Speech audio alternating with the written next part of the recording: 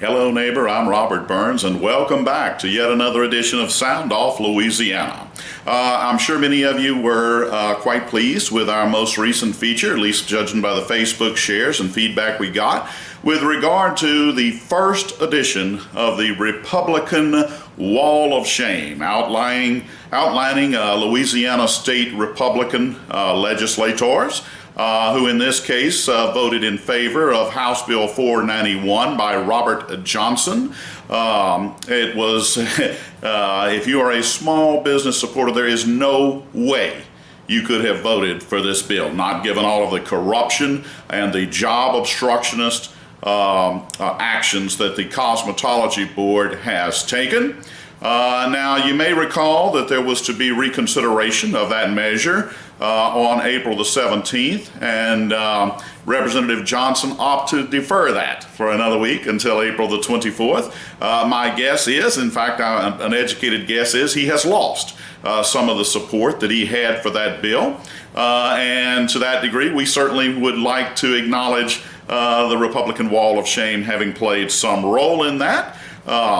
I can tell you that I mentioned before that many of the legislators in the nay column, that would be no, are Facebook friends of mine, and a couple of them decided to have a little bit of exchange on it, namely Representative Alan Seabaugh and Representative Barry Ivy. For those of you who are Facebook friends with me, you're welcome to go take a look at that. But as it got some chatter amongst some of the state legislators, as I know it did, I would imagine that this hill became just a little bit harder for Representative Johnson to climb. We will see if he proceeds forward on the 24th as he has been scheduled to, and we'll see how he fares. But that was just the first edition of the Republican Wall of Shame, and I think you'd have to agree the pictured wall adds a new dynamic to it, or another dynamic to it, that simply, it's to me much more substantive than just throwing out the names. Today we're going to move on to yet another feature where we have repeatedly brought you, delivered to you, disastrous appointments by Governor John Bel Edwards. Numerous ones on the auctioneer board, and that's going to be another one we're going to feature today. But it's just been an ongoing, I mean, you've seen them all. I don't have to itemize them out. You know, the Calvin Braxton disaster, the Johnny Anderson disaster. I mean, it's just the gentleman, I forget his name, who didn't pay his taxes for something like 20-something years, appointed to the Louisiana Tax Commission. And today we're going to profile yet another one. And that would be none other than consumer member on the Auctioneer Licensing Board. Now, why do I say consumer member? The Auctioneers Licensing Board is comprised of 5 auctioneers, each one from the public service district from which the auctioneer resides, and 2 members at large. They're called consumer members. Those 2 individuals do not possess auction licenses. Now, many of you may recall that only within 20 days of Governor Edwards having appointed Reverend Freddie Lee Phillips as the first, he appointed him to the Auctioneers Licensing Board, but it happens to be that Reverend Phillips, who's a good friend of mine, we graduated together at Glen Oaks High School. I was class of 81, he was class of 83. I like to always kid with him, telling him I'm a little older and a little wiser than Reverend Phillips, but in all seriousness, he and I are really good, close friends, and it only took about 20 days after Governor Edwards made the appointment of Reverend Phillips, which was an excellent choice to the board and for which I praised him.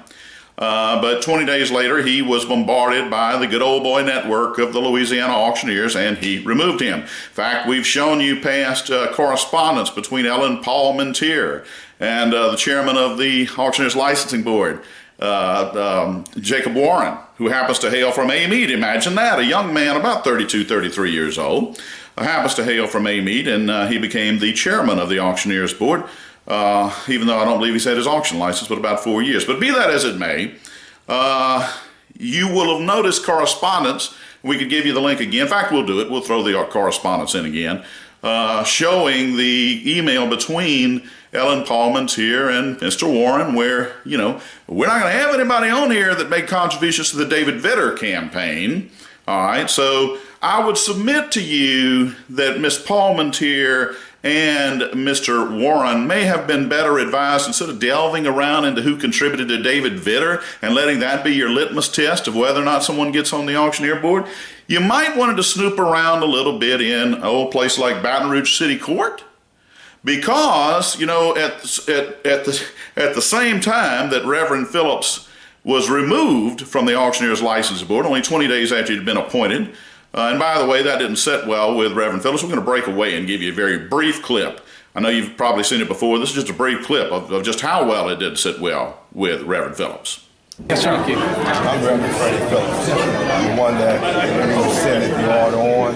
I have a problem with that. One of the things that concerned me more than anything else was I went through all the process of doing all the paperwork. I got the notification and the press release on the 20th, and then they waited until 4 days, 5 days before the meeting to call me and inform me and let me go through the whole rigorous process of doing everything, and then rescind the order, the appointment. That was, to me, somewhat disheartening. I understand. And we made a mistake, and I apologize. We committed to more people than we should have, and I had to rescind one, and I rescinded yours.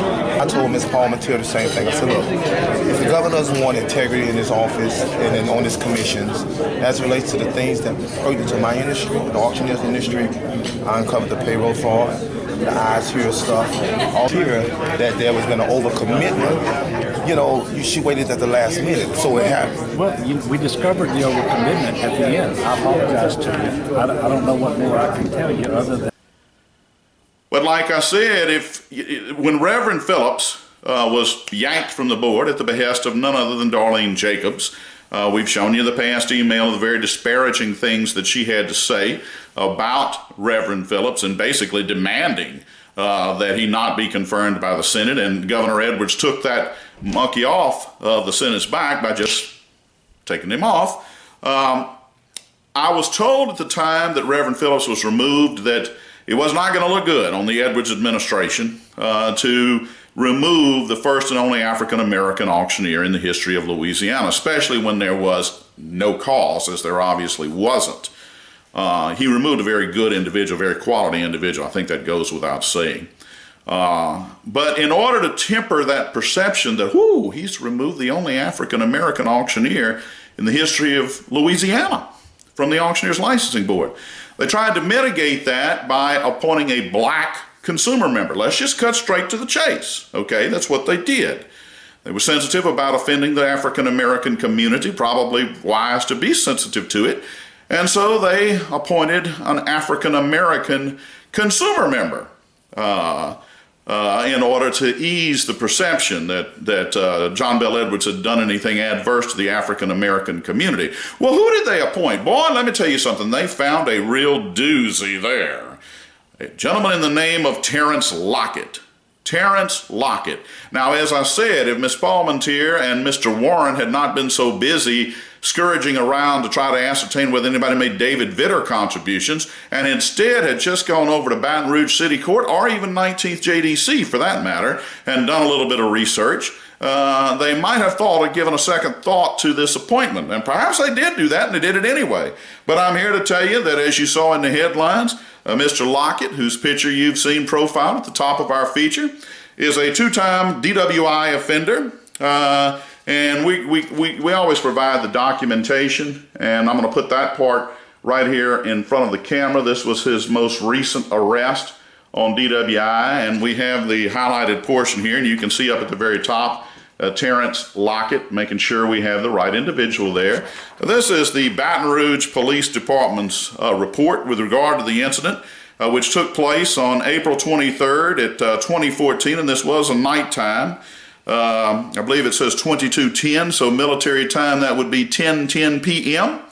And it says, well, I'm going to just read the highlighted portion. You can see all of the other alleged violations, but the keynote one being 11:142, reckless operation of a motor vehicle, whereas the driver did knowingly and willingly show total disregard of the interest and safety of others by operating a vehicle after consuming alcoholic beverages, and he failed to maintain any reasonable and prudent person. And then we have 11:140, DWI, Whereas the driver did operate his vehicle while under the influence of alcoholic beverages, however, he refused a chemical breath test.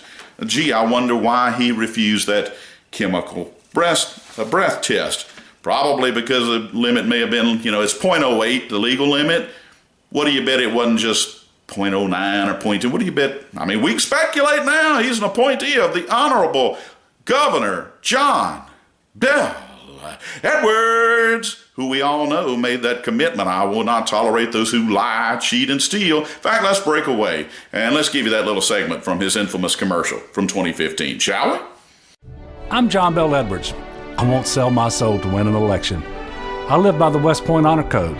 I will not lie, cheat, steal, or tolerate those who do. It's time Louisiana demands a little integrity.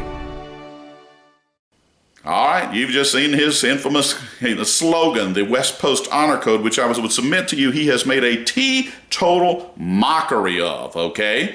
But I suppose in Governor Edwards' eyes, being out there on the roadway under the influence, when you're behind the wheel, you are implicitly stating, I am not inebriated. Clearly, Mr. Lockett was lying, and you would think that Governor Honor Code, you heard what he said, I do not lie, cheat, or steal, nor will I tolerate those who do. Yet he went ahead and appointed him to the Auctioneers Licensing Board anyway. Now, I know what you're going to ask. Well, how do we know that was a second offense DWI? Well, there would come in our second piece of documentation, and that would be the disposition of the trial in city court. Again, this may have been something that if Ms. Parmentier and Mr. Warren weren't so busy looking at David Vitter contributors and trying to use that as a litmus test for who ought to be on this board, they would have uncovered this. So on the trial disposition date, which was 6/24 of 2015, it says that it was reduced to careless operation. But notice up at the top, second offense DWI. And this is the kind of thing that infuriates mothers against drunk drivers, and rightfully so.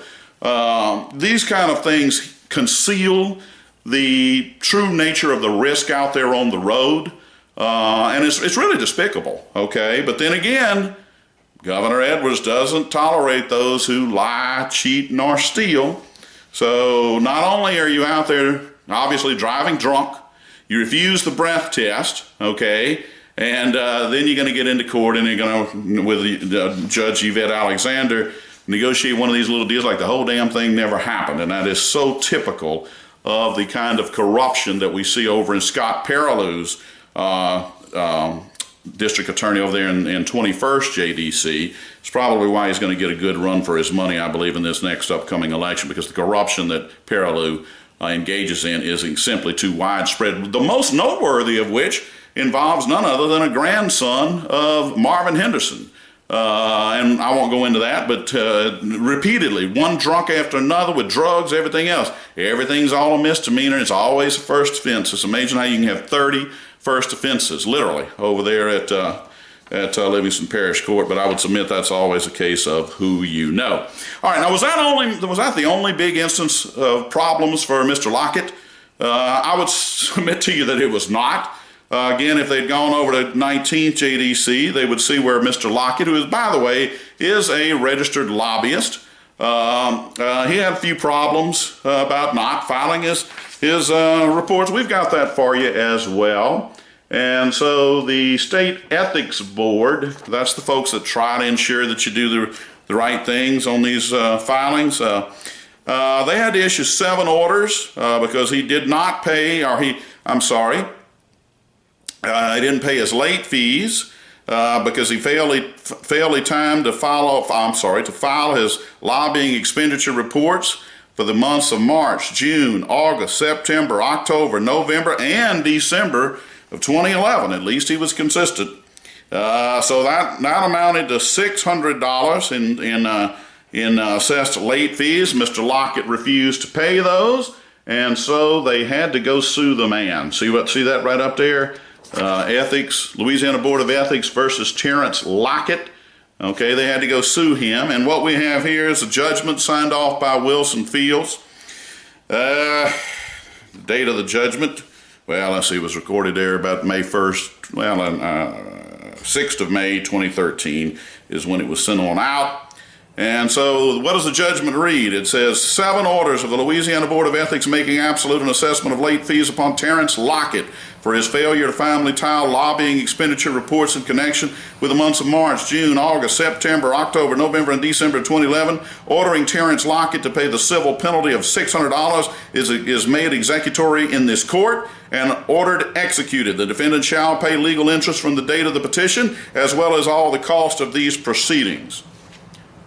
All right, so here's yet another gold star appointment by Governor John Bel Edwards. Now let's just take a look. This is the Auctioneers Licensing Board alone. We got Mr. Lockett, okay, with the obvious problems of being a drunk, driving around on the roads, apparently not giving a damn enough to file his lobbying report. Beyond that, we've got Jacob Brown, all right, who we and we're going to give you the link for that. He was the son of convicted felon Cecil Brown. Naturally, Governor Edwards had to put him on the board. That was an obligatory deal there. And now Jacob Brown can't be located by a bunch of consigners who have said, you haven't given me my money, and also some folks who have bought automobiles from Mr. Brown that said, you didn't deliver marketable title. So we got Mr. Lockett, we got Mr. Brown, and let's not forget, we have Jeff Henderson, the son of convicted felon Marvin Henderson. And we've got a judge who has said that pretty strong evidence that your father committed fraud. All right, we'll give you the link for that feature. We'll give you a link for the actual ruling that was made by the judge in that case. And so my point is, I mean, for somebody who wanted to tout all of this honor code, he is making a total mockery of it, okay? And beyond that, you know, you may have seen in a previous post we did on that cosmetology board where Governor Edwards is now telling them to go in there and scrub any regulation or statute that would inhibit job growth. Well, you know what, Governor? That should have been your marching orders on day one of your administration, okay? Why is he doing it now? Uh-oh. We got an election coming up, and I don't have a whole lot I can show the business community where I'm in any way pro-business. Don't forget, David Bitter slammed the living daylights out of him about how anti-business he is, and the only comeback John Bel Edwards has is, Senator, the one that I do give 100% to is my wife. Mr. Edwards, we'll begin with you. Growing the Louisiana economy is going to be key in helping to solve the budget crisis. However, as a state lawmaker, you were given a failing grade by the state's largest business association. On its annual legislative scorecard, the Louisiana Association of Business and Industry said you're one of the least friendly state lawmakers to business. They've also said that the prospect of an Edwards election should scare the business community. So the question is, will you raise taxes on businesses, and how will you work with the Louisiana business community if you are elected governor? Well, Fred, first of all, I would point out that the Louisiana Association of Business and Industry actually failed about 90 legislators this year because... Mr. Edwards, Senator Vitter, you have 30 seconds. Well, Fred, the ratings you're talking about are lifetime ratings, nothing to do with just this year. John Bel has a lifetime rating from that organization of 27%. When I went to school, that wasn't just an F. I thought you got more points for putting your name right on the test. A national federation, another small business group, National Federation of Independent Business, 25%. His lobby rating is lower than Mary Landrieu's, Mitch Landrieu's, Bill Jefferson. It's the bottom 10% this past year. That's not just an F. That is being hostile to small business. Thank you, Senator. 15 seconds to respond, Mr. Edwards. Well, I'll just tell you, Fred, I give 100% to my wife. That's who I give 100% to. Senator, you ought to try. Thank you very much, Mr. Edwards. Thank you. Well, as I said before, you can hurl nasty insults We're moving on to the next topic. The fact is, I was 15 years ago. We must We're move moving on. on to the next 100% topic. to my family today. Well, and don't Senator you ever suggest otherwise. I said 100%. 100%, Senator. You can never be 100% in that category. We have to... Okay, those words will come back to haunt him, trust me. But these folks are hardwired. It's like having a game plan of we're going to always drop back and throw the bomb. And when you get sacked time after time after time after time, all of a sudden the coach says, you know, we're going to try something different. We're going to try running the ball. And it's too late, Governor. You're already down 7 touchdowns. Number one, your running attack is not very good. You know, you're putting it out there as a mirage, as if you have one, when the reality is your team has no running attack, okay? But you put a little wilted tulip attempt, try to make it look like you had some pro-business attributes, and you're failing because the very cosmetology board's members that you appointed, they are hardwired. Why do you think they were so adamant against Julie Emerson's bill, notwithstanding your support for it? Okay, you're not even able to coach your own team. All right, and that's what happens when you've had these hardwired people and then all of a sudden you want them to see about changing. It doesn't work that way, Governor. You should have had that as your priority from the day you first took your hand off that Bible, swearing that you would uphold the Constitution, which in the case of Kathy Durbin, it appears you clearly did not. And so, you know, we're going to have an upcoming feature. It'll be a good one. It involves the Freddie Lee Phillips School of Auctioneering. I just told you that he yanked Freddie Phillips on. Now, these are the type folks he's replacing with. But with 20 days into Reverend Phillips's tenure on that board, John Bell Edwards yanked him. And as if that wasn't bad enough, now they've imposed a severe restriction on the Freddie Lee Phillips School of Auctioneering. Within the next couple of weeks, I've got several other features that I'm working on. We'll be bringing you that. It's a feature you won't want to miss. And a feature that's going to demonstrate that Governor Edwards isn't, as far as the African American community, he's made a lot of enemies, let me put it that way. So I hope you've enjoyed this feature. We'll have another coming up. We'll be monitoring that vote of April the 24th. I had to pause there, with regard to the reconsideration of Representative Johnson's bill to try to provide the Cosmetology Board with another $417,000 a year by increasing the licensing fee 40% so that they can wreak havoc upon small business as they have demonstrated they have done so authoritatively during the 2.5 years that Governor John Bell Edwards has been in office. Once again, this is Robert Burns thanking you so much and looking forward to seeing you for our next edition. Thank you again.